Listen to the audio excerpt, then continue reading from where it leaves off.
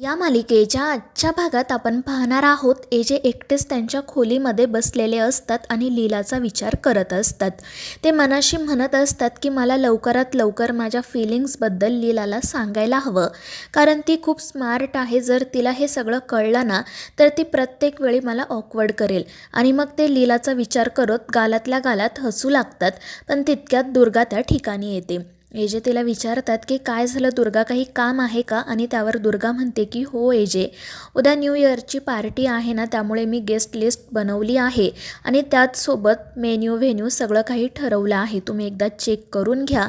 त्यामुळे मग एजे ते सगळं काही चेक करायला सुरुवात करतात. पण ते मनाशी विचार करत असतात की लीलाला प्रपोज करण्याच्या आधी मला तिला स्पेशल फील करायचं आहे. आणि मग ते दुर्गाला सांगतात की दुर्गा, या सगळ्याची काही गरज नाही आहे. त्यामुळे दुर्गा विचारते म्हणजे? तर एजे म्हणतात कारण आपण उद्याची न्यू इयर पार्टी घरीच ऑर्गनाईज करणार आहोत आणि त्याची सगळी तयारी मी स्वतः करणार आहे. आणि ते ऐकून दुर्गाला आश्चर्याचा धक्का बसतो. ती म्हणत असते की एजे, न्यू इयरची पार्टी आपण घरी कशी करणार आहोत? पण एजे म्हणतात की दुर्गा, तू त्याची काळजी करू नको, सगळं काही अंडर कंट्रोल आहे, सगळं काही मी जातीने बघणार आहे. आणि ते ऐकून दुर्गा म्हणते की ठीक आहे आणि ती तेथून नाईलाजाने निघून जाते. तर एजे मनाशी म्हणत असतात की उद्याची पार्टी लीलासाठी स्पेशल असायला हवी. तर दुर्गा मात्र विचार करत असते की एजे असे का वागतायत, नक्की काय झालं असेल त्यांना. तर दुसरीकडे लीला खूपच आनंदात असते आणि किचनमध्येच डान्स करत असते. तितक्यात आजी त्या ठिकाणी येतात आणि लीलाला विचारतात की हे सगळं काय चाललंय?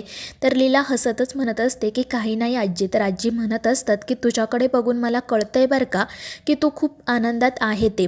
आणि कसं आहे ना, तू जरी त्या तिघींची सासू असलीस ना तरी तुझी सासू मी आहे. त्यामुळे या जहागीरदारांच्या घरात काय चालतं ते मला सगळं कळतं. ते ऐकून लीला त्यांना विचारते म्हणजे आजी? तर आजी हसतच म्हणतात की म्हणजे तुला माझ्याच तोंडून ऐकायचं आहे तर? आणि त्यावर लीलासुद्धा लाजून हो म्हणते. तर आजी हसतच म्हणतात की मला कळलंय बरं का, कोणाला तरी आज गुलाबाची खूप फुलं मिळाली आहेत ते. आणि ते ऐकून लीला तर खूपच खुश होते. तर आजी तिचं कौतुक करत म्हणत असतात की लीला, आता काही काळजी करू नको, हळूहळू सगळं ठीक होईल. आणि मग त्यानंतर त्या लीलाला न्यू इयरच्या पार्टीबद्दल सुद्धा सांगतात. खूप मोठी पार्टी ऑर्गनाईज केली जाते आणि त्यामध्ये थीमसुद्धा ठरवतात. हे कळल्यावर लीला खुश होते आणि लगेच तयारीला सुरुवात करते. तर त्या दोघींचं बोलणं लक्ष्मी आणि सरू लपून ऐकत असतात. आणि आज एजंटने लीलाला गुलाबाची फुलं दिली हे कळल्यावर त्या दोघीही खूप चिडतात आणि लगेच ही बातमी दुर्गाला सांगण्यासाठी जातात. दुर्गा तिच्या खोलीत एजंटचाच विचार करत अस्वस्थपणे फेऱ्या मारत असते. तर या दोघीजणी तिथे जात तिला सांगतात की वहिनी, तुम्हाला माहिती आहे का आज काय घडलंय? दुर्गा घाबरूनच विचारते की आता काय झालं? तर लक्ष्मी म्हणत असते की आज एजंटनी त्या लीलाला गुलाबाची फुलं दिली. आणि ते ऐकून दुर्गा वैतागून म्हणते की हे कसं शक्य आहे? तर त्या दोघी म्हणत असतात की हो वहिनी, आम्ही स्वतःच्या कानांनी ऐकलंय. तर दुर्गा म्हणत असते की एजे ना खूप विचित्र वागतायत. आत्तासुद्धा ते पार्टीबद्दल वेगळंच काहीतरी बोलत होते.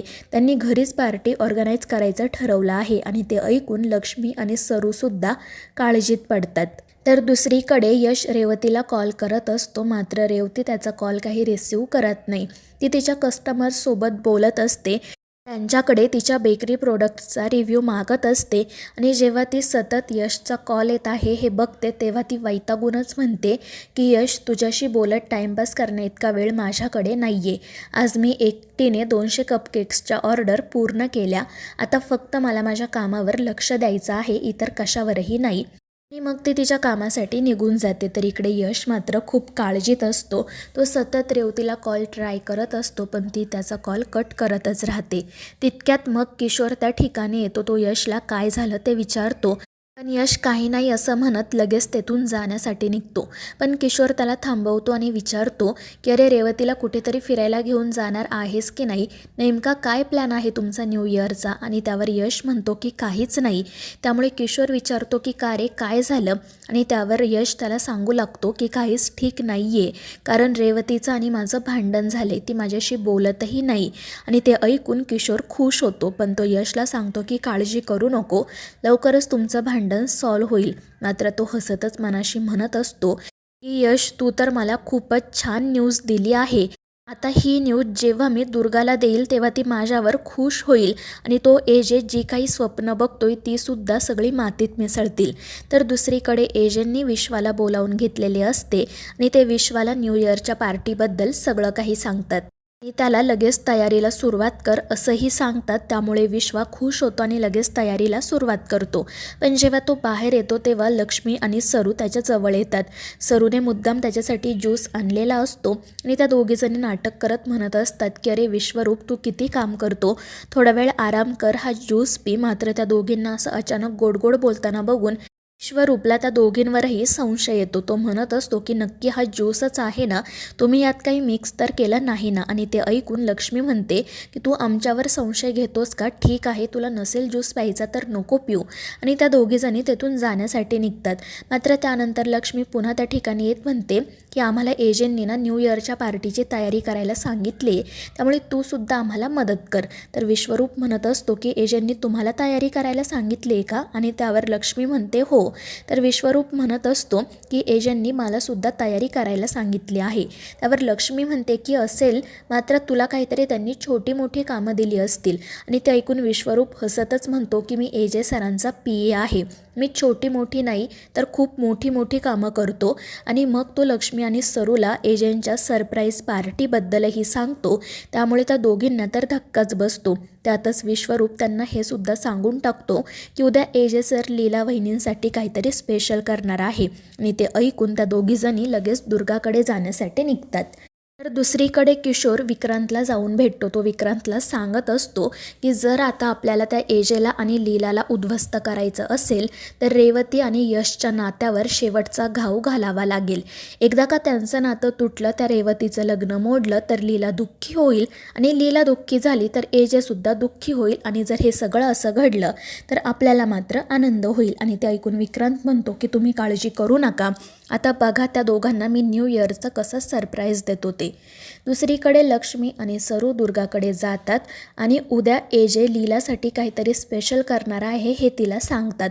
त्यामुळे दुर्गा म्हणते की एजे त्या लीलाला बायकोचा मान देतात हे माहिती मला, पण ते तिच्या प्रेमात पडणं शक्यच नाही. मात्र लक्ष्मी आणि सरू म्हणत असतात की वहिनी शक्य नाही शक्य नाही असं म्हणता म्हणता त्या लीलाने सगळं काही शक्य करून दाखवलं आहे. आणि आमची खात्री आहे की उद्या एजे तिला नक्कीच प्रपोज करणार आहेत. आणि ते ऐकून दुर्गा चिडून म्हणते की माझा या गोष्टीवर विश्वास तर नाही आहे, पण जर असं काही खरंच घडणार असेल ना तर ते आपल्याला थांबवायला हवं. काही करून एजे लीलाच्या प्रेमात पडता कामा नये. आणि मग त्यानंतर काय करायचं याचा विचार लक्ष्मी आणि सरस्वती करू लागतात. आणि मग लक्ष्मीला एक आयडिया सुचते.